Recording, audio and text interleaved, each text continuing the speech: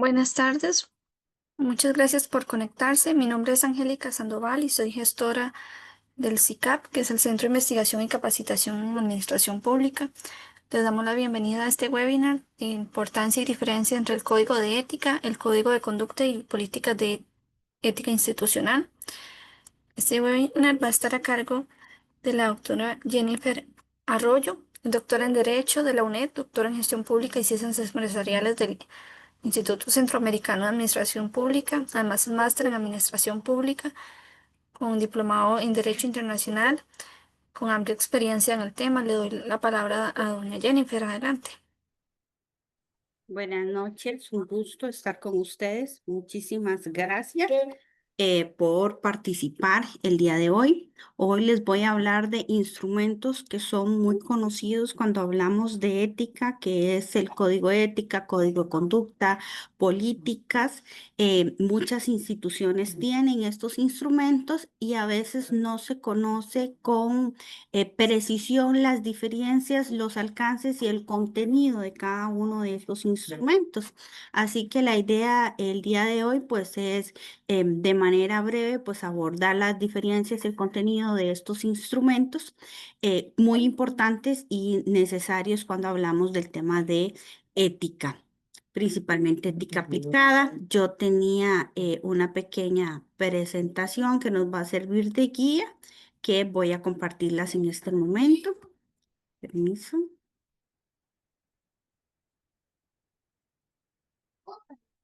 Ujú, ujú,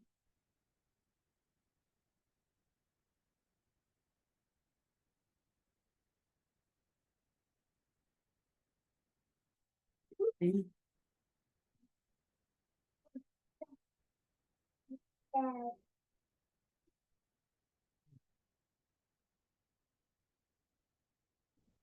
Bueno, como ya les mencionaba la compañera Angélica, hoy vamos a hablar un poquito sobre la importancia y la diferencia de estos instrumentos: código de ética, código de conducta y políticas de ética institucionales. Pues el objetivo es comprender un poco las características de estos instrumentos y la diferenciación entre cada uno de estos instrumentos. Todos son necesarios para la aplicación de la ética institucional, el resguardo de la ética institucional. Entonces, poder conocer las diferencias entre cada uno de ellos, cuál es el rol que desempeñan y de qué manera se pueden utilizar. Primero empezar hablando que cuando hablamos de estos instrumentos hablamos de ética aplicada. Probablemente ustedes ya han asistido a montones de charlas en donde hablamos de que la ética y la filosofía de la ética se ha venido trabajando en los últimos años, ha cambiado un enfoque a lo que hoy conocemos como ética aplicada. Ya no tanto la ética desde el punto de vista filosófico, que todavía se sigue analizando y sigue siendo muy válida, pero la ética ha pasado del área de la filosofía a tocar otras áreas del conocimiento humano y hoy hablamos de lo que se conoce como ética aplicada. Una de esas áreas que se ha utilizado mucho en el tema de la ética aplicada y ya que ha pasado es el derecho. Por eso hablamos de códigos, de normas, de reglamentaciones. Ahorita voy incluso a mencionar el tema de lo que son los reglamentos en esta materia. Y a veces eso genera confusión.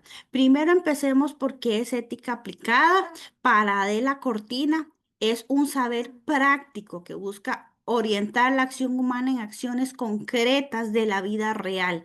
La empresa, nuestra relación como funcionarios públicos, como le digo, ya no es tanto un análisis de la ética desde el punto de vista filosófico, sino algo muchísimo más específico de cómo me comporto yo, debería comportarme éticamente cuando estoy hablando de mi conducta en la empresa o de mi conducta en la institución pública o mi conducta profesional. También en los últimos años se ha desarrollado mucho lo que es la ética profesional. Han surgido otras áreas como la bioética y demás es una forma de aplicar estos principios filosóficos porque no nos desvinculamos de la filosofía, sino que la llevamos a la práctica, de qué manera resolvemos ciertos problemas éticos y morales, o sea, de qué manera aplicamos esta ética en nuestra acción concreta, en nuestra vida diaria. Cuando hablamos, aquí también, perdón, cuando hablamos de ese tipo de códigos y de instrumentos de ética, de ética aplicada, y también hablamos de ética pública, cuando hablamos de la ética aplicada en el derecho público, en el sector público, que creo que pues son la gran mayoría de los que participamos en actividades del SICAP somos del sector público, sin embargo, eso también se aplica al sector privado, porque las empresas privadas también están avanzando en lo que es la ética aplicada. Igualmente, los colegios profesionales, como les mencionaba, ya ahora todo colegio profesional tiene su código de ética profesional, su fiscalía, su manera de sancionar las conductas antiéticas.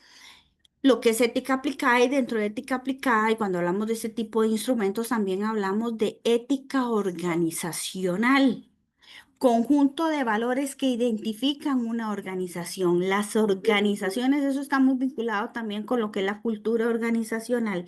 Tienen una cultura propia, no es lo mismo trabajar en el Ministerio de Seguridad Pública que trabajar en una municipalidad, aunque estamos hablando del mismo sector público. Inclusive en la misma área, por ejemplo, en el MEP, las escuelas, dependiendo del lugar en el cual se encuentren ubicadas, van a tener una cultura organizacional y una ética organizacional distinta. Entonces, cuando hablamos de ética organizacional, hablamos de ese conjunto de valores que identifica a esa organización y la relación que tienen esas personas en la organización con esos valores. Y estos instrumentos, precisamente esos instrumentos que mencionamos el día de hoy, tienen el objetivo de materializar, de poner en práctica la ética organizacional y la ética aplicada. O sea, como hablamos, aquí hay un cambio de la ética, ya no tanto desde el punto de vista filosófico, como originalmente se había visto, sino de un punto de vista más diario vivir. Y diario vivir, ya no tanto en mi rol como ciudadano o como persona, sino como funcionario público, como parte de una organización. Entonces, estos instrumentos me vienen a materializar lo que es la ética organizacional. De ahí que cada institución o cada empresa cuente con, pues, o debería contar con este tipo de instrumentos. Empezamos por el código de ética. ¿Qué decimos o qué se entiende por código de ética? Primero, el código de ética es un instrumento, se le dice que es instrumento inspiracional. ¿Qué es lo que yo busco? Promover la ética organizacional, que es esta que acabamos de mencionar, el conjunto de valores corporativos, institucionales, que caracterizan a una institución, pero las instituciones que tienen identidad, esa identidad la ejecutan y la llevan a cabo a través de sus funcionarios, que somos personas. Son esas personas las que materializan día con día con su servicio esos valores éticos corporativos, institucionales. Esos son los que nosotros materializamos, seleccionamos a través de un código de ética. ¿Cuál es el objetivo del código de ética? Impulsar, consolidar la cultura de los valores y los principios éticos de manera cotidiana en el día a día. Se sabe y se dice, y es cierto, que yo no puedo ser ético en mi trabajo y antiético en mi vida personal o al revés, antiético en mi vida personal y ético en mi trabajo. Somos una persona. Lo que pasa es que los valores que yo le voy a dar prioridad en el entorno laboral son unos y probablemente en otro entorno familiar, académico o comunitario, religiosos, en el entorno de la iglesia van a ser otros. Igual los valores que una organización puede dar van a ser distintos y la forma en la que esos valores se materializan van a ser distintos dependiendo de la organización a la cual yo me estoy refiriendo. ¿De qué manera el código ética busca, de qué manera la conducta del trabajador, del funcionario, se materializa y se ejecutan esos valores en su diario vivir? ¿De qué manera se hace día con día? Esta es lo que busca precisamente el código de ética, incentivar estos valores, esta cultura y estos principios organizacionales. Se dice que tiene un enfoque a valores, principios y fundamentos morales que me van a permitir a mí orientar mi comportamiento como funcionario, como trabajador.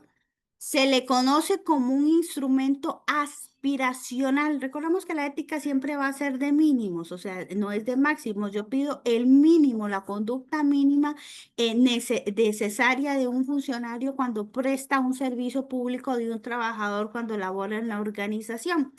Pero el propósito es inspirar, o motivar, orientar en la toma de decisiones a ideales éticos. Bueno, ante X o Y situación, ¿qué se espera de mi conducta? ¿Cuál es la conducta deseada? ¿Qué es lo que debe regir? ¿Bajo qué principios, parámetros yo tengo que tomar decisiones? Eso es lo que se busca con un código de ética. ¿Qué contiene? Los valores corporativos. Importante es que la construcción se hace de forma participativa, de forma colectiva. La identificación de esos valores corporativos tiene que hacerlo toda la organización. ¿A qué le vamos a dar prioridad? ¿A cuáles valores? Al respeto, a la puntualidad, a la transparencia. Y después, ¿qué vamos a entender por esos valores? Hablando de respeto, bueno, ¿qué entendemos por respeto? ¿Y cómo vamos a materializar el respeto en esta organización? Hacia los distintos actores, respeto hacia la jefatura, respeto hacia los colegas, respeto hacia el ciudadano, respeto hacia los clientes. No es lo mismo si soy una autoridad como un policía, como un juez, a si estoy prestando un servicio como en una escuela o en un servicio médico, o sea, de qué manera yo identifico cuáles van a ser los valores corporativos que se debe hacer de forma participativa, de elementos aspiracionales que se espera que yo llegue a hacer, que aspiro que se debe hacer, y de qué manera voy a materializarlos y cómo voy a entenderlos. Se redacta siempre en forma positiva, el código de ética no tiene, aquí esto es un aspecto muy importante, carece de elementos punitivos. ¿Qué significa? Sanciones. La redacción es distinta. El código de ética es aspiracional, es positivo, es la identificación de los valores deseables, la conducta esperada del funcionario. Por otro lado, tenemos ahora sí el código de conducta. ¿A qué nos referimos con un código de conducta? El código de conducta parte del código de ética en la construcción de estos instrumentos. Lo primero que tenemos que construir es el código de ética. Seguimos por el código de conducta y después vamos por políticas y por último procedimientos. Esa tiene que ser la lógica porque son instrumentos concatenados entre sí. El código de conducta va a partir de los valores institucionales que se establecieron de forma obligatoria para los trabajadores. Definimos que íbamos a tener 5 valores institucionales. El código de conducta me establece las reglas que yo tengo que respetar. Si bien es cierto que la ética funciona por convencimiento, esa es la formación ética porque es algo interior del trabajador, del ser humano. Yo actúo éticamente porque necesito o requiero o estoy convencida de que esa es la forma de trabajar. Cuando ya yo llego al código de conducta, aquí sí puede ser impuesta. Y esa es una diferenciación importante porque a veces no se tiene con mucha claridad. Es que la ética se ejecuta por convencimiento, sí, por convencimiento, pero en la ética organizacional y específicamente en un código de conducta, yo sí puedo imponer ciertas conductas y puedo sancionar las conductas contrarias a las conductas que yo establecí como las que se deben actuar. ¿Por qué? Porque cuando yo formo parte de una organización, estoy obligada a respetar y a sujetarme a los lineamientos y normas que tiene esa institución. Una de esas normas es precisamente el código de conducta que me dice cuáles son las conductas obligatorias para mí y las consecuencias. Es normativo, y y ahorita hago la aclaración entre un reglamento y un código de conducta. Cuando se dice normativo, no es tanto que sea un instrumento jurídico, sino normativo en el sentido de que es de carácter obligatorio. Y la redacción va a ser un poco distinta. ¿Qué contiene un código de conducta? Las conductas prohibidas redactadas en un lenguaje claro. Recordemos que el código de ética, ya vamos viendo diferencias, se redacta de forma propositiva, de forma positiva. Hablamos de valores. En la institución se trabajará bajo los valores del respeto. El respeto significa que daremos un trato amable, cordial, servicial. El código de ética lo redacto en forma de cómo vamos a actuar, de cómo vamos a aspirar a esos valores. El código de conducta ya tiene una redacción distinta porque aquí se incluyo conductas prohibidas. De manera muy clara, porque esas conductas prohibidas eventualmente podrían llegar a constituir una falta administrativa o una causal de despido y yo podría tener consecuencias legales por el incumplimiento de esos deberes. Entonces, muy importante que las conductas que están prohibidas se redacten de manera clara, que se sepa con exactitud qué es lo que está prohibido. Las consecuencias de ese incumplimiento, el código de conducta podría llegar a tener sanciones o bien hacer referencia a otros instrumentos sancionatorios. Por ejemplo, que en la institución existe un reglamento orgánico, un reglamento interno de trabajo que cataloga las faltas como graves, menores o faltas leves y yo establezca en mi código de conducta que el incumplimiento a tales y tales conductas de este código se consideran falta leve según el reglamento interno de trabajo. Y en el reglamento interno de trabajo ya se señala que todas las faltas leves, todas incluidas las del código de conducta, van a ser sancionadas con una amonestación escrita o con una suspensión. La redacción aquí es distinta, se requiere de participación de órganos más técnicos como las asesorías legales o similares. El código de ética, y aquí ya empiezo bien con otra diferencia, recordemos que la idea es que se construya entre todos los integrantes de la organización.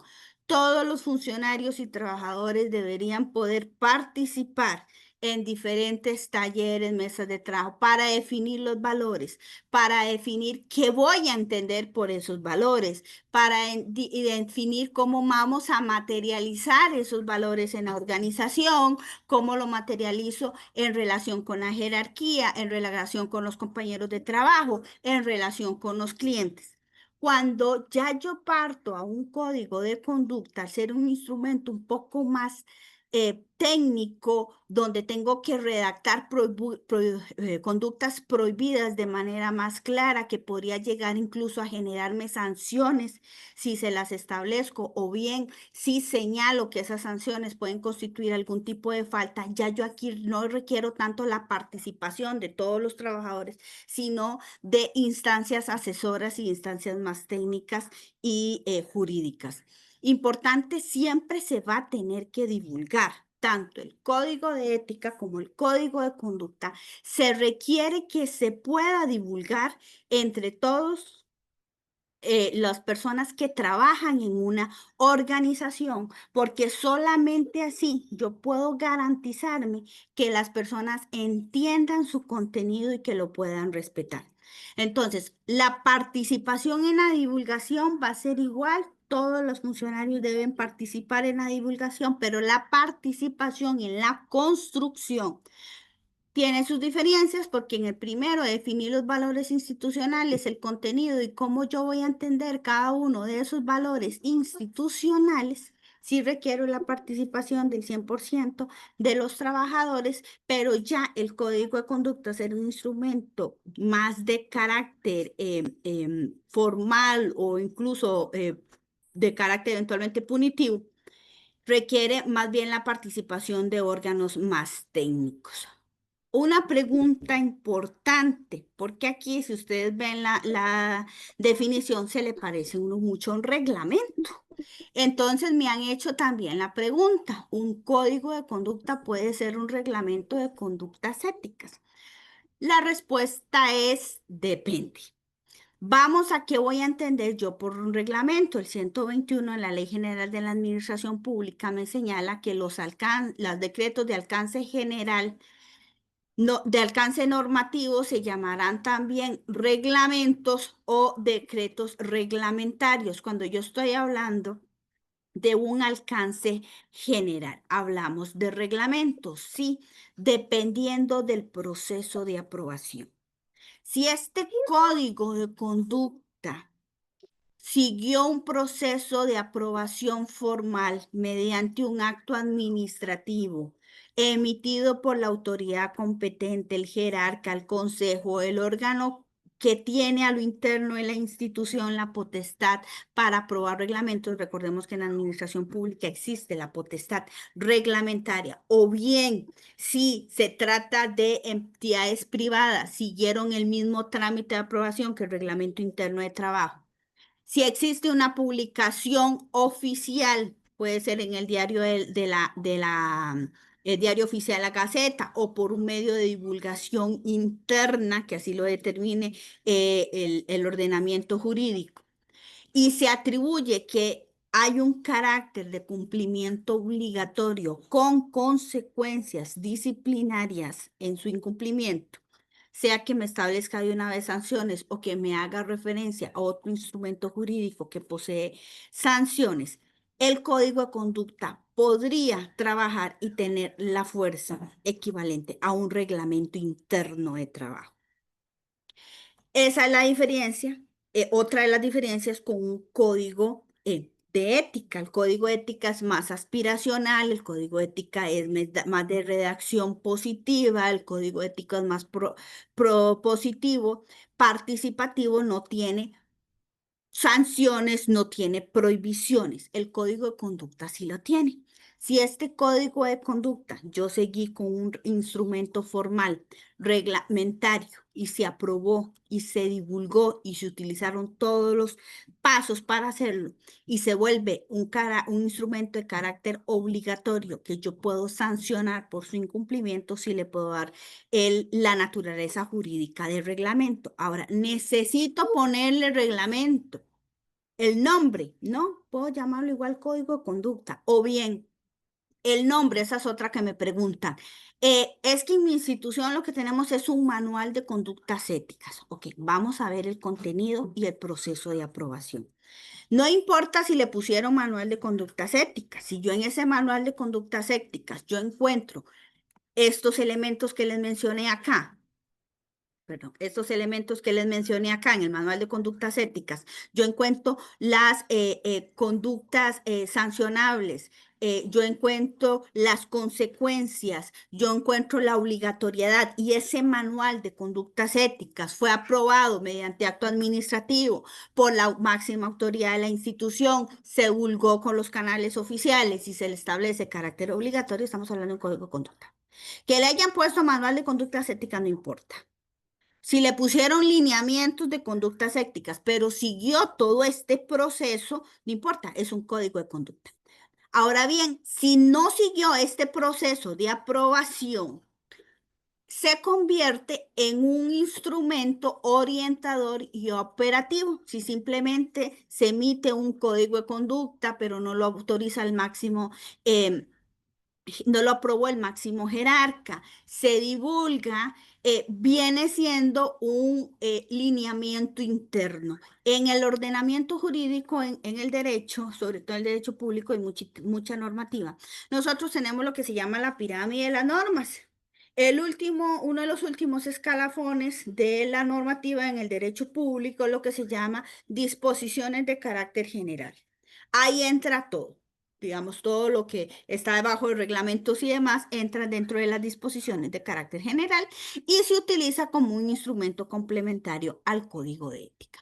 También me preguntan, es que en mi institución solamente hay uno. La primera parte están los valores institucionales y la otra parte están las sanciones. Bueno, lo que tienen es el código de ética y el código de conducta juntos. Lo que pasa ahí es que el proceso de construcción de cada uno de estos debería hacerse por separado, por lo que les decía la naturaleza participativa. Si yo impongo como jerarca los valores institucionales, es más difícil que haya una interiorización de los valores institucionales de parte de los funcionarios, porque ellos no participaron en el proceso de selección de esos valores. Si yo aprobé un código en el que establezco todas las sanciones prohibidas y fue redactado por la asesoría legal y yo digo a partir de ahora la transparencia va a ser un valor institucional, pero la gente no participó de ese proceso, va a ser más difícil, no imposible, sino más difícil que los funcionarios se identifiquen con ese valor. Incluso en el código, en el instrumento normativo que tenga la institución, se dice, vamos a ser transparentes, pero no me dicen cómo. Y la gente no tiene claro qué significa ser transparente. Cómo en mi organización, en mi diario vivir, en mi puesto de trabajo, en el día a día yo voy a ser transparente, eso no lo sabemos. O sea, ¿qué es ser transparente? Los valores son muy amplios. ¿Qué es el respeto? ¿Qué es la honestidad? Yo necesito, de ahí viene la ética aplicada, es cómo llevo yo este valor tan abstracto y tan alto como la honestidad al diario vivir, al ejercicio de todos los días de mi trabajo. Entonces, lo ideal es que el proceso de construcción sea separado para que en una yo pueda tener participación, pueda tener convencimiento, la gente tenga claridad de qué voy a entender yo por transparencia, qué voy a entender yo por respeto. Y en otro, ya más jurídico, más normativo, va siguiendo aprobación de máximo jerarca y demás, yo puedo decir, bueno, tomando que identificamos como respeto tales y tales contenidos, las siguientes conductas están prohibidas en la institución. Entonces, dependiendo del proceso de aprobación y de divulgación, el código de conducta podría llegar a convertirse en un reglamento. No pasa nada si yo le puse de nombre reglamento interno de conductas éticas o reglamento de ética organizacional. O sea, el nombre que utilicemos no es tan relevante como el proceso de elaboración, el contenido y el proceso de aprobación y divulgación. Una vez que yo tengo el código de ética con mis valores claramente identificados, el contenido de esos valores, lo materializo y lo tipifico en un código de conducta, puedo partir y construir una política ética institucional. ¿Qué es esa política ética institucional? Va a actuar como un marco estratégico y operativo que integra la gestión la ética en la gestión institucional. Aquí entran los elementos estratégicos y operativos. Todos estos temas aspiracionales, vea que partimos de lo más aspiracional posible, partimos de la ética y de los valores, de materializar esos valores.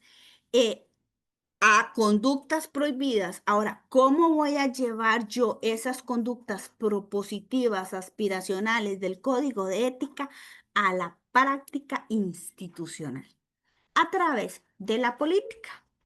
Es una guía de política pública institucional, no es tanto un elemento reglamentario disciplinario. Esto quiero recalcarlo porque he visto que se cometen esos errores.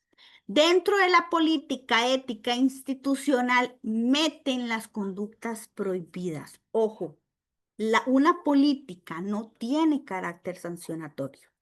Yo no puedo sancionar a nadie por el incumplimiento de una política, porque la política tiene una visión más estratégica y operativa. La política no es un instrumento jurídico. Entonces, la política no es el elemento idóneo para que yo incluya sanciones.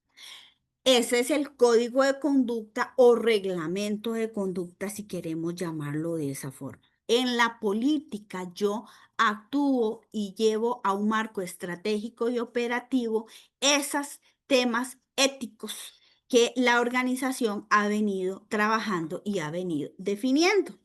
¿Cuál es el contenido de la política ética institucional? Tiene un enfoque estratégico y de gestión de gestión del día a día. O sea, la política es todavía más aterrizada al quehacer de la organización.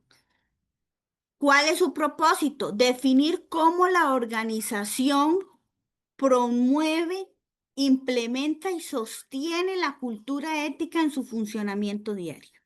A través de la materialización de la política, todos los días yo construyo la cultura ética organizacional. Recordemos que la cultura se construye a largo plazo. Se requiere tiempo, tanto para construir una cultura como para cambiar una cultura organizacional.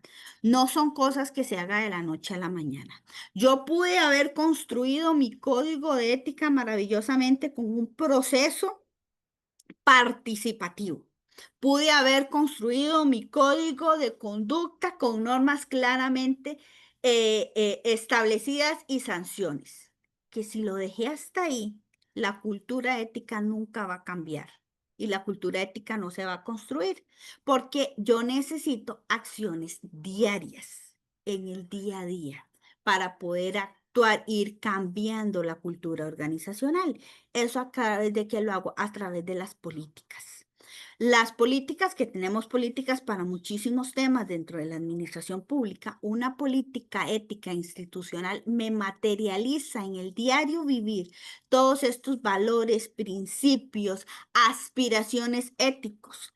Define cómo la organización promueve, implementa y sostiene la cultura ética en su funcionamiento diario. O sea, cómo día a día yo voy materializando lo que dice el código de ética y el código de conducta. Y con el tiempo se llega a construir una cultura ética en la organización o a modificar una cultura ética en la organización. Porque construir cultura organizacional conlleva tiempo y se requiere de pequeñas acciones diarias, pequeñas actuaciones, pero de forma consistente, de forma permanente. ¿Qué tiene una política? Los compromisos institucionales para fortalecer la integridad, la transparencia, la rendición de cuentas, los valores institucionales que hayamos definido.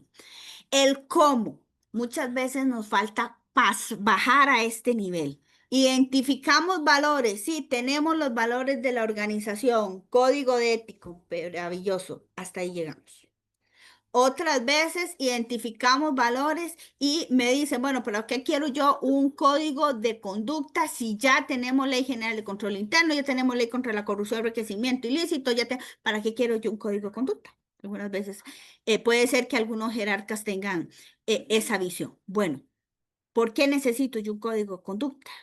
Porque el diario vivir, recordemos, el código de conducta me dice a mí cuáles son las conductas prohibidas de la institución. Y lo que hace cada institución es distinto. Aunque yo tenga leyes de carácter general, la ley contra corrupción y enriquecimiento ilícito, son disposiciones que le aplican a todos los funcionarios del sector público, independientemente del nivel, independientemente de la zona en la que esté ubicada, dependientemente del tipo de servicio que esté ubicado. Yo necesito materializar eso a mi entorno, a mi prestación de servicio, a mi realidad, y después agarrar eso y transformarlo en políticas que me va a decir cuáles son los compromisos para fortalecer mis valores institucionales. Las políticas también tienen que incluir mecanismos para prevenir y para gestionar conflictos de interés, actos de corrupción y demás aspectos éticos. Muy importante, hace poquito dimos un webinario, creo que fue el mes pasado, sobre los temas de conflicto de interés. Si alguno le interesa, creo que quedó grabado en YouTube. ¿Cómo gestiono los conflictos de interés? Porque tener un conflicto de interés per se no es una falta administrativa.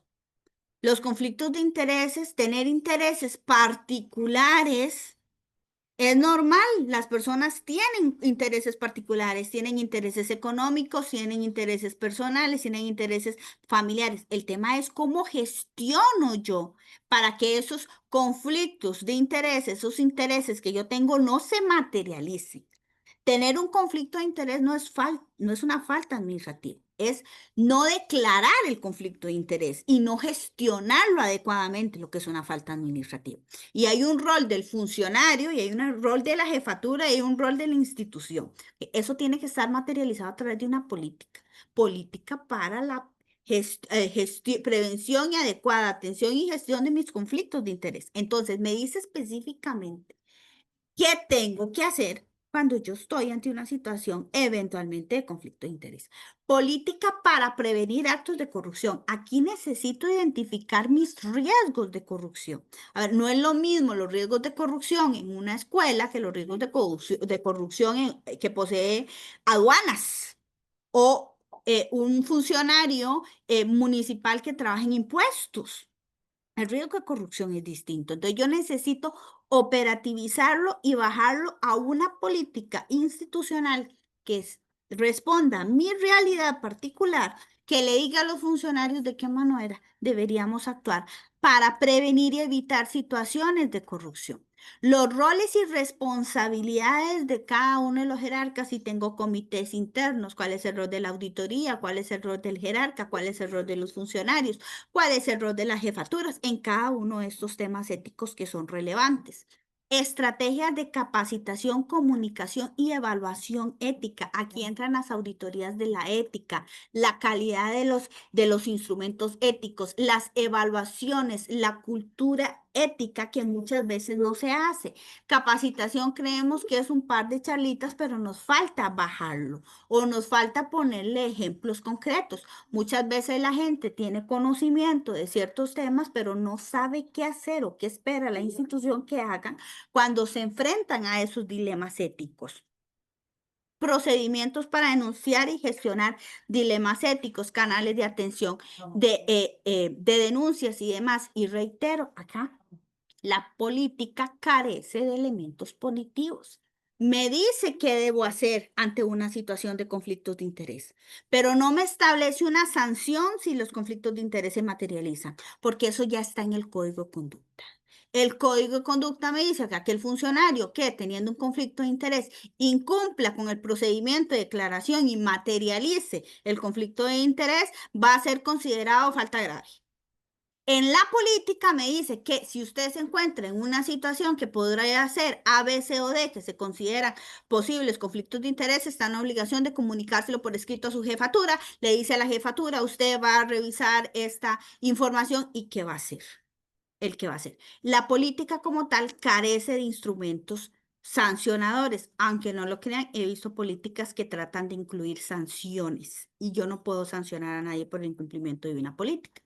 Y finalmente, toda política se traduce en procedimientos. Entonces, las políticas éticas, las políticas de conflictos de interés, de prevención de actos de corrupción y de demás situaciones éticas institucionales se van a materializar a través de procedimientos éticos. ¿Qué es lo que me hacen los procedimientos? Me traducen las políticas éticas en acciones concretas. Me dicen cómo yo materializo esta política. Y nuevamente, los procedimientos también carecen de elementos punitivos porque no son instrumentos jurídicos. Parto de un código de ética con valores corporativos de un carácter aspiracional, con una redacción positiva, un código de conducta que se nutre de esos valores del código de ética en donde sí tengo conductas prohibidas y donde sí puedo tener sanciones, que inclusive dependiendo de su forma de aprobación podrían tener el mismo rango de un reglamento interno de trabajo. Lo materializo en mi diario vivir a través de políticas éticas y lo desarrollo de manera muy concreta y a través de procedimientos, que es lo que yo tengo que hacer en el diario vivir. A veces el error que cometen las organizaciones es quedarnos únicamente al nivel del código de ética. Definimos los valores y nada más y no lo materializamos. Cuando usted llega y le pregunta a los funcionarios, nadie se acuerda. Tal vez crean que ese cartelito que está ahí pegado en la esquina y nada más. No sé cómo operativizar esos valores en mis funciones diarias.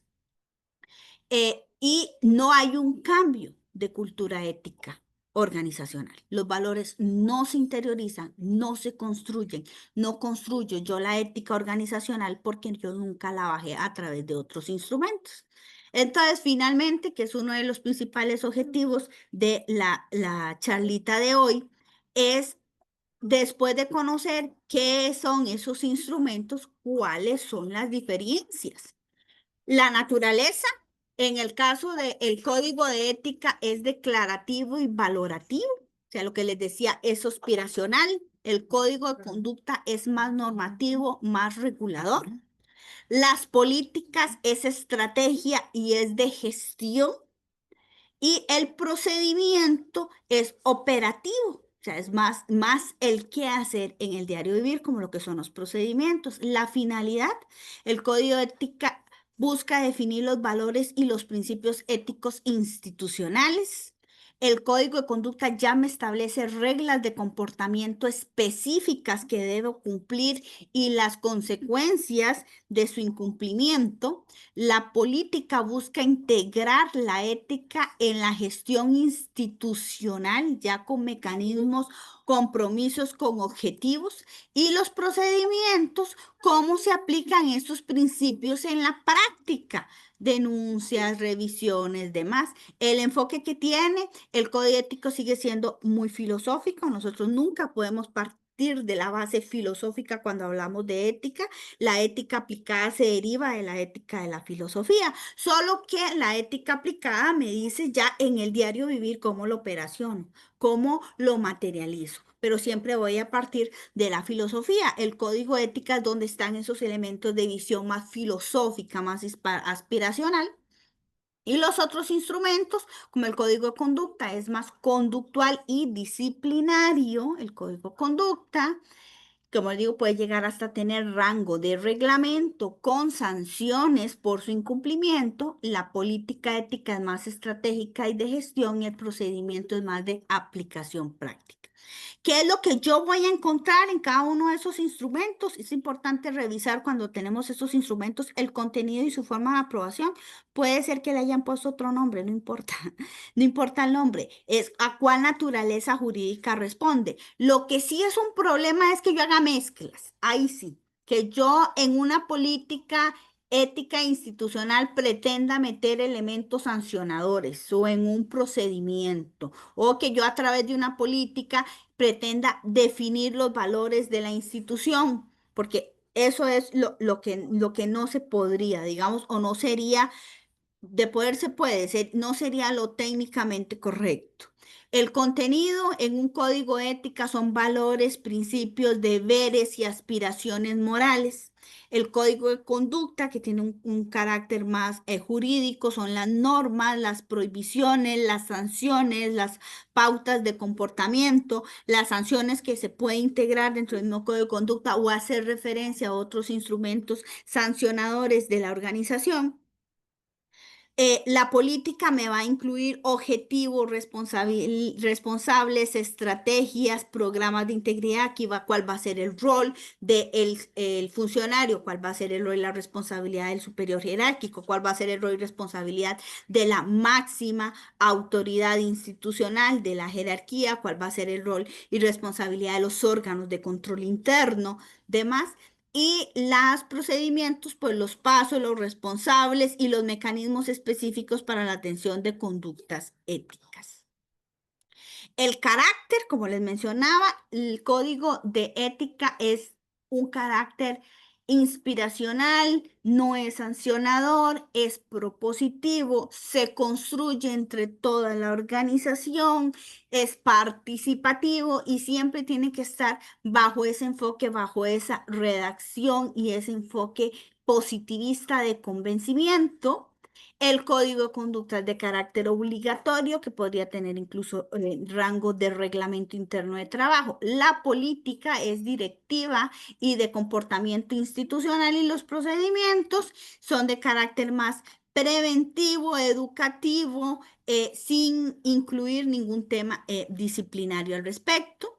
La responsabilidad por su aplicación, el código de conducta, todos cada uno de los días que vamos a trabajar y cada uno de los días que desempeñamos un cargo público, tenemos la obligación de cumplir con los valores y principios éticos de la organización en las que estamos trabajando. El código de conducta es más específico. Aquí hay deberes de los funcionarios, pero quienes tienen que velar por el cumplimiento de los códigos de conducta son más enfocados a departamentos de recursos humanos, órganos de control, auditoría interna, superiores jerárquicos, procedimientos administrativos disciplinarios y demás. Las políticas, pues lo que corresponde siempre a las políticas, la alta jerarquía, si hay un comité de auditoría dentro de la institución, una auditoría interna, igualmente con los procedimientos, el comité, la unidad y demás. Ejemplos para que tengamos finalmente pues un ejemplo de que hablamos con cada uno de estos instrumentos. Un código ética puede decirse, los funcionarios vamos siempre a actuar con transparencia y respeto al interés público. De manera muy aspiracional, de manera muy genérica, lo que se espera que actúe el funcionario, mientras que un código de conducta ya se redacta de manera más sancionadora, y aquí entran las conductas prohibidas. Se prohíbe aceptar regalos o beneficios de proveedores. El incumplimiento a esta norma será considerado falta grave y podrá sancionarse con desde despido, amonestación escrita o simple y sencillamente decir será falta grave, y ya hay otro capítulo en donde dice las sanciones específicas para las faltas graves o bien hacer referencia al reglamento interno de trabajo que me dice cuáles son las sanciones para las faltas graves. Una política institucional, por ejemplo, la institución establecerá un plan anual de formación ética. Y un procedimiento es, bueno, ¿quién va a establecer ese plan anual de formación ética? ¿Cómo se va a hacer? Un ejemplo de un procedimiento en temas de conflicto de interés es el funcionario deberá informar al superior jerárquico de situaciones que podrían ser causales de conflictos de interés. Entonces, vemos cómo parto de lo más aspiracional, de lo más amplio posible, digamos, de la manera más constructivista a la manera más específica que me dice con exactitud qué es lo que tengo que hacer y cómo tengo que actuar para que yo pueda materializar esa ética organizacional. Y Finalmente, ¿por qué es importante contar con este tipo de instrumentos? O sea, ¿por qué necesitamos tener códigos de ética, códigos de conducta, políticas, procedimientos? Bueno, tener este tipo de instrumentos nos permite construir una organización más íntegra, transparente y confiable. A veces hablamos de la ética casi que como un discurso. Hablamos de la ética y de la importancia de la ética, pero no la materializamos y no se pasa a la vida cotidiana. Como les mencionaba, muchas veces las instituciones públicas se quedan en el código de ética, en definir los valores, pero eso no permea la cultura organizacional y no baja al funcionario. Para que realmente pueda permear y bajar al funcionario, yo tengo que llegar incluso hasta los niveles de los procedimientos, que ante X o Y situación, el funcionario sepa cuál es la forma correcta de actuar, cómo debe gestionarlo, cómo debe actuar. Entonces, nos permite a nosotros, y aquí termino con lo que inicié, pasar de una ética filosófica a una ética aplicada, porque es una ética concreta que me dice cómo mis funciones, en mi trabajo, en mi puesto que yo ejecuto todos los días, voy yo a aplicar y a materializar la transparencia, la rendición de cuentas, la honestidad, el respeto o cualquiera de los que hayan sido considerados valores en la organización. De ahí la importancia de contar con esos instrumentos y de saber la diferenciación y la utilización de cada uno de ellos para tratar de evitar esos errores en donde mezclamos elementos que finalmente no se van a poder utilizar. Entonces, saber qué es lo que va en cada uno de ellos. Y eso sería pues de mi parte el día de hoy. No sé si queda alguna consulta. Voy a dejar de compartir por si hubieran comentarios, preguntas.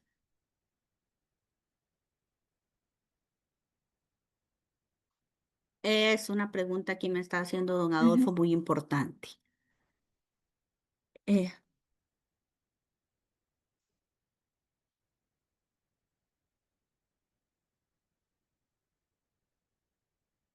Sí. No sé, Angélica, Sí. y ¿cuál tienes vos de primero, perdón?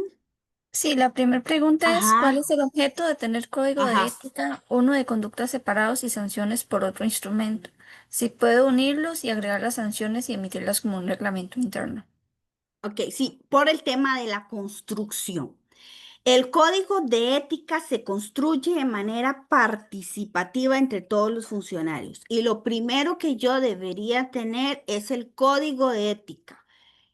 Lleva tiempo. Un código de ética bien construido no se hace de la noche a la mañana. Lleva tiempo. Hay que hacer talleres, hay que hacer participación con todos los funcionarios. Una vez identificados los valores, hay que validarlos, hay que divulgarlos, hay que buscar la promoción y el convencimiento de esos funcionarios de esos valores.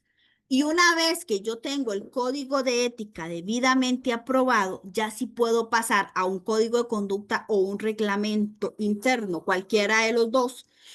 Según para el reglamento interno, si tengo que seguir el procedimiento que les expliqué de aprobación y de sanciones, la redacción del código de conducta va a ser más jurídica, va a ser más especializada, no va a estar abierta a todos los funcionarios, sino que va a ser más entre los entidades competentes, recursos humanos, asesoría legal, máximo jerarca, quienes se van a encargar de sentarse, redactarlo, llevarlo a aprobación y una vez que esté aprobado, sí se divulga.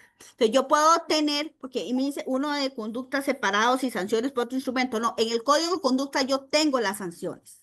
En el código de conducta tendría código de ética, que es el primero que tengo que construir de forma muy participativa, y otro que puede ser el código de conducta o reglamento interno de trabajo con las conductas prohibidas y las sanciones en un solo instrumento.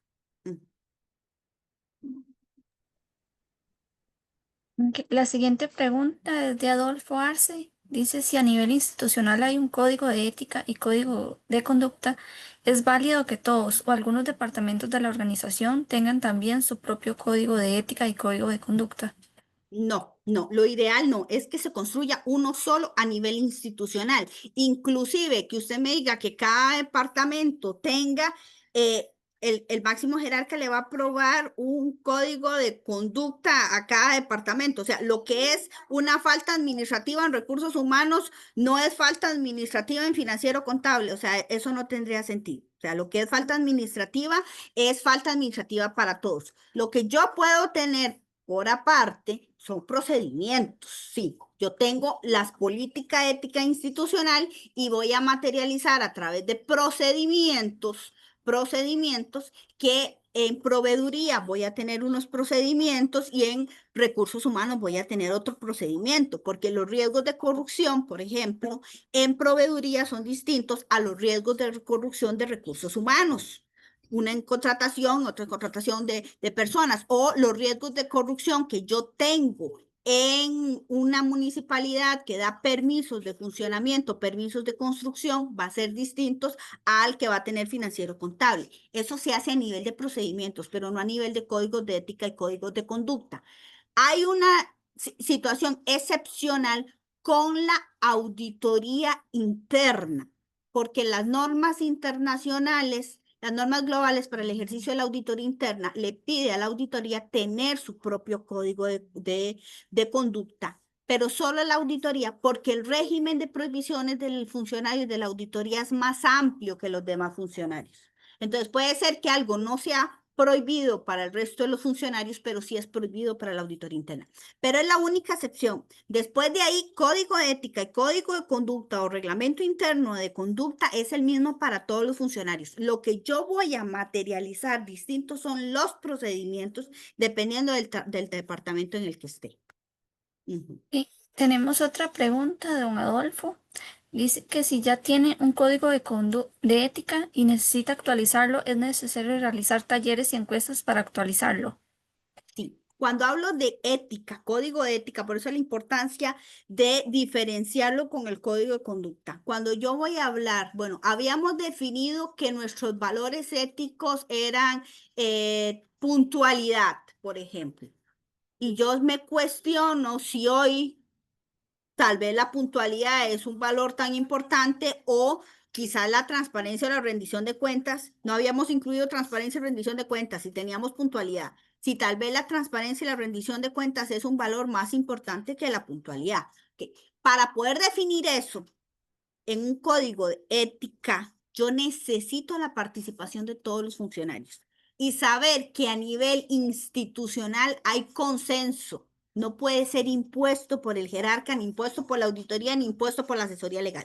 Entonces, para construir código de ética, actualizar el código de ética, necesito la participación de todos los funcionarios. Distinto al código de conducta.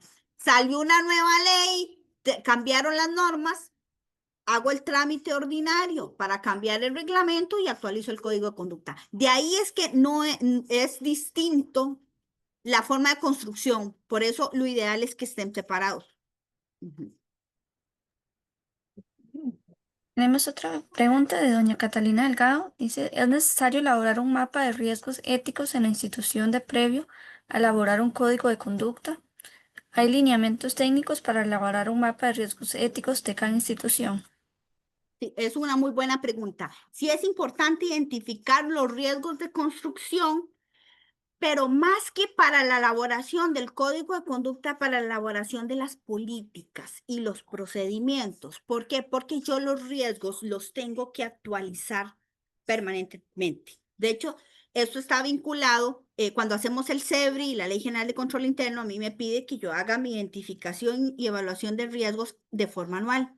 Yo no cambio el código de conducta de forma anual. Máxime si le di rango de reglamento que va hasta aprobación del máximo jerarca. Yo no estoy mandando todos los años al máximo jerarca a que me cambie el código de conducta y el código de conducta que es sancionador. Cuando yo identifico riesgos para gestionarlos, para evitar que esos riesgos se me materialicen. Entonces, lo ideal es que yo sí tenga elaborado esos riesgos éticos y los identifique dentro de mi gestión de riesgos, tenga mis riesgos éticos para las políticas que sí puedo actualizar de forma más rápida y los procedimientos que puedo actualizar de manera más rápida. Entonces, los riesgos son fundamentales para políticas y procedimientos, no tanto para un código de conducta que la idea es que se apruebe y que tenga cierta vigencia en el tiempo para que la gente sepa cuáles son las conductas prohibidas y cuáles son las eventuales sanciones por un tema de seguridad jurídica. Para políticas y procedimientos, y es muy importante que yo de forma anual actualice mis riesgos éticos y los tome en cuenta en esos instrumentos que son más flexibles para poder cambiar. Si hay lineamientos técnicos para elaborar un mapa de riesgos institucionales, sí, de hecho, COSO ERM, que es el de gestión de riesgos, ya incluye el tema de los riesgos institucionales de manera ética y la obligación que la institución incluya dentro de sus riesgos los riesgos de corrupción. Entonces, sí hay cuestionarios, hay instrumentos, así como aplico la misma metodología de identificación de riesgos, ya hay para la identificación de riesgos éticos. Ujú. Muchas gracias. No tenemos más preguntas. To- No sé si hay alguna pregunta o comentario de alguna persona. Si gustan, pueden abrir el micrófono. Si tienen alguna pregunta o observación. Acá tenemos otra pregunta por el chat. Dice, los valores definidos en el Código de Ética Institucional tienen que ser cuantitativamente y cualitativamente los mismos que el de la auditoría interna.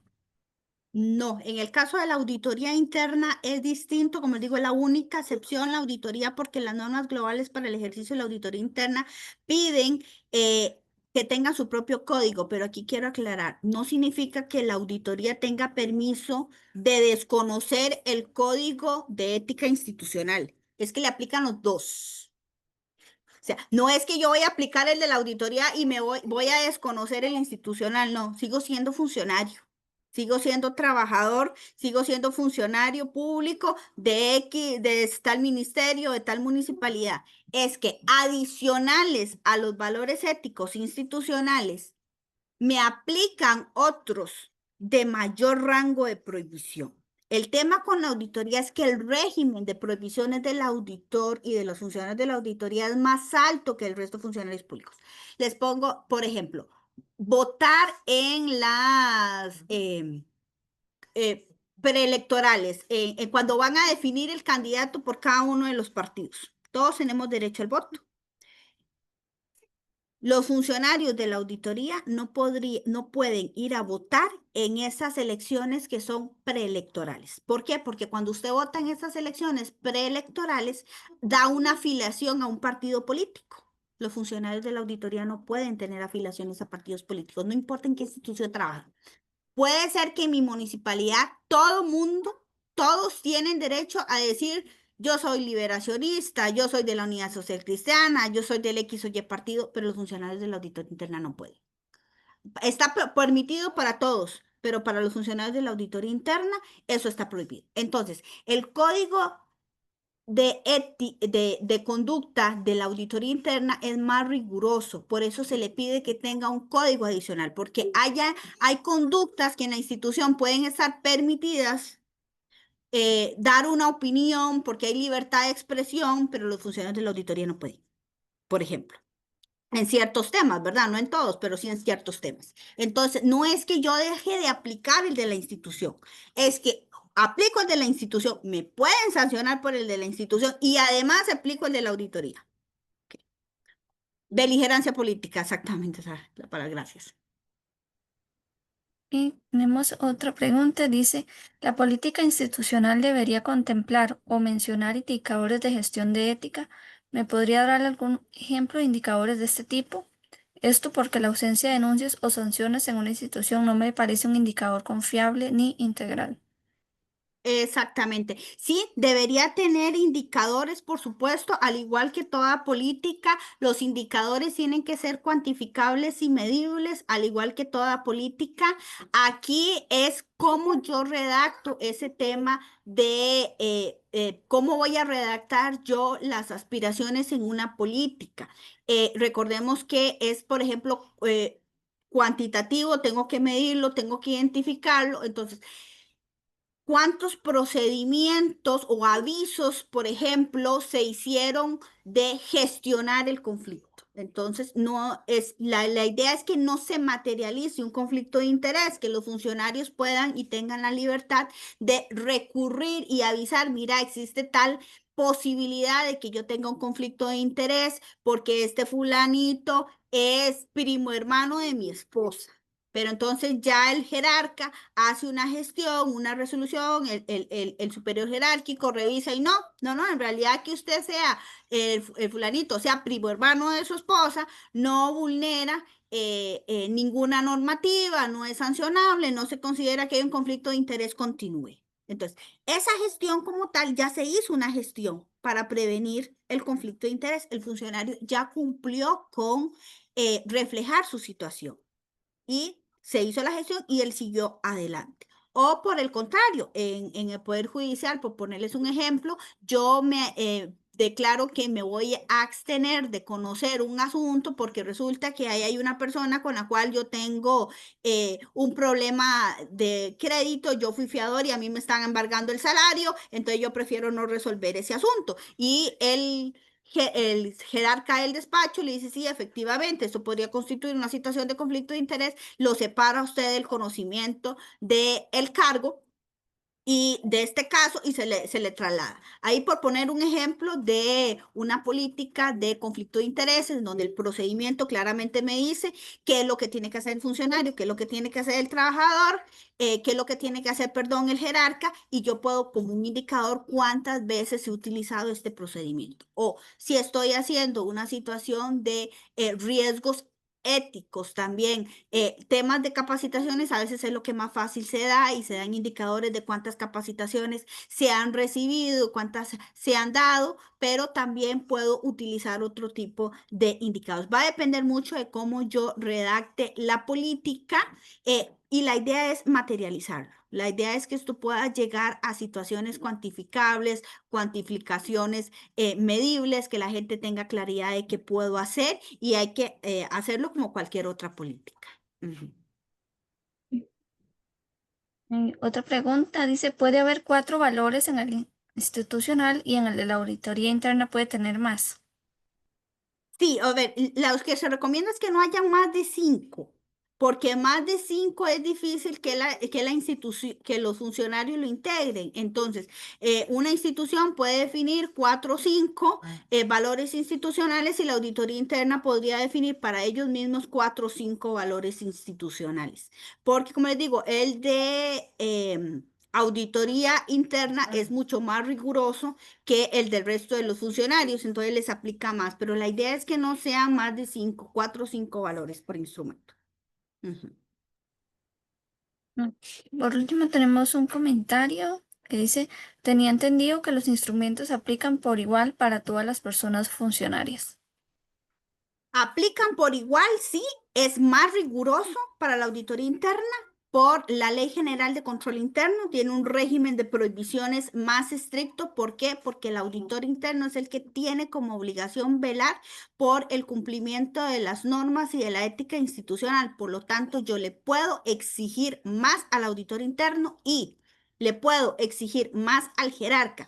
El 108 de la Ley de Administración Financiera y Presupuestos Públicos considera como un agravante, es decir, que yo le puedo poner una sanción más alta cuando es un alto jerarca o una persona con un nivel académico más alto en una institución. O sea, aplica por igual en el sentido de que yo tengo que respetar, todos tenemos que respetar las mismas normas, pero si llegara a haber un incumplimiento, la sanción, yo le puedo decir, usted tenía una mayor obligación de respetar la norma porque usted era la auditoría o usted era el jefe, usted tenía la obligación de dar el ejemplo. Usted era el primero que tenía que ser, el primero obligado en declarar sus conflictos de interés es usted por ser la alta jerarquía de la institución y dar el ejemplo. Usted tiene una sanción mayor que la que tendría si fuera un funcionario subordinado. Se consideran agravantes de la sanción. Entonces, ante la misma falta administrativa, yo podría sancionar de mayor forma a una persona de un alto perfil, sancionar con una sanción más alta al de alto perfil que al de menor perfil, porque el de alto perfil tenía una mayor obligación de cumplimiento de la norma. Entonces, todos debemos cumplirla, pero sí hay agravantes de la sanción.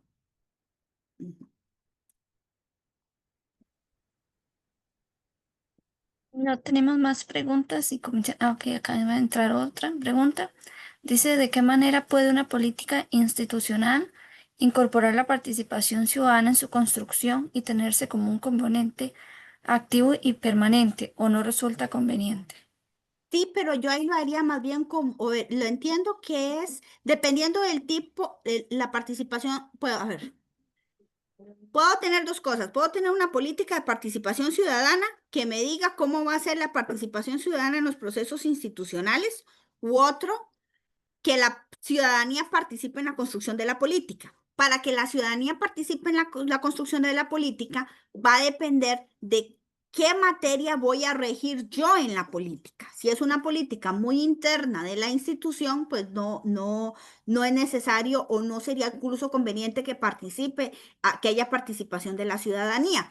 Pero si es una política, por ejemplo, presupuestos participativos, o una política de rendición de cuentas, o una política, no sé, de prestación del servicio, porque yo puedo hacer políticas, N cantidad de políticas, dependiendo de las necesidades institucionales. Yo podría incluir a la ciudadanía a través de talleres, a través de consultas, a través de focus groups, o sea, diferentes formas para conocer cuál es la opinión del ciudadano. Muy importante si es una política para la prestación de un servicio, para la atención de un usuario. Bueno, entonces, ¿qué opina la gente? ¿Cómo debería hacerse la prestación de ese servicio? Y que la actualización de esa política, poner como un mecanismo que se tiene que actualizar de forma periódica, es decir, cada cuánto es periódico, ¿verdad? Cada cuánto tengo que revisarlo y que tiene que hacerse de la misma manera. O sea, tengo que volver a consultar, volver a generar focus group, volver a generar consultas, consultarle a líderes comunales y poder integrarlos en la participación. Va a depender mucho de cuál es el contenido de la política. Ujú.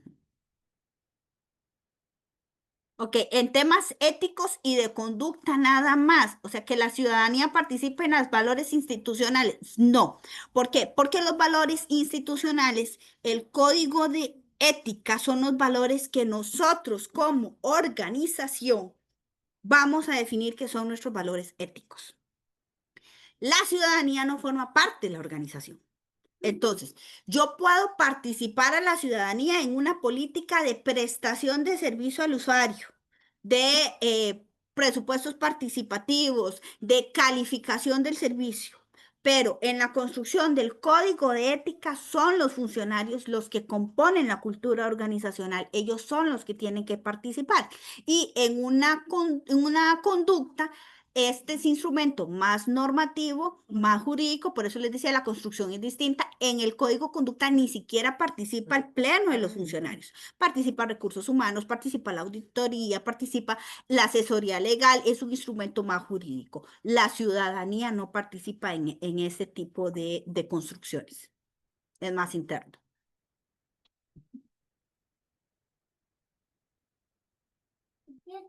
Entonces, no sé si hubiera alguna otra consulta o comentario.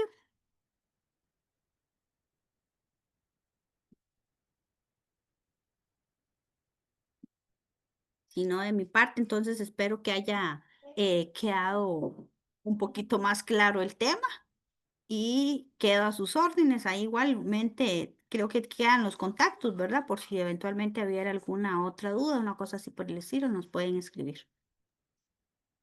Muchas gracias, doña Jennifer, por su valiosa intervención y compartir sus conocimientos con todos nosotros. Y muchas gracias a todas las personas que se conectaron en este webinar. Les estaremos compartiendo la grabación de este webinar, así como la presentación para que puedan tener el conocimiento con ustedes. Muchas gracias de verdad y buenas noches. Buenas noches, gracias. Gracias, buenas noches.